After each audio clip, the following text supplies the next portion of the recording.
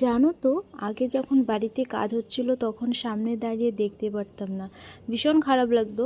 But এখন আর সেই জিনিসটা আর মিস করি না। এখন বাড়িতে কোনো কাজ হলে সেটা সামনে দাঁড়িয়ে দেখি। আর দেখো, এখানে আমাদের তুলসী মঞ্চটা বানানো হচ্ছিল, তো সেটার জন্য আমার একটা গাছ উঠিয়ে দিচ্ছিলো। আমার তো মন ভীষণ খারাপ ছিল, একটা না দুটা গাছ উঠিয়ে দিয়েছিল। তো যাই হোক, এটা উঠিয়ে অন্যখানে লাগিয়ে দিয়েছি। তো দেখো, এখানে তুলসী মঞ্চটা বানানো হচ্ছিলো। আর এটা প্রায় হয়ে গেছে, কমপ্লিট হয়ে গেছে, অনেকটা দিনই হয়ে গেছে।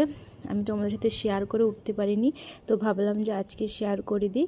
এখনও কাজ স্টপ আছে, কিছুদিন পর থেকে আবার স্টার্ট হবে। এখন জাস্ট শুধু ঢালাইটা হয়ে গেল আর তুলসী মঞ্চটা বানানো হয়ে গেল। তো দেখো এটা কেমন লাগছে। পুরো যখন কমপ্লিট হয়ে যাবে তখন তো তোমাদের সাথে আবার দেবই।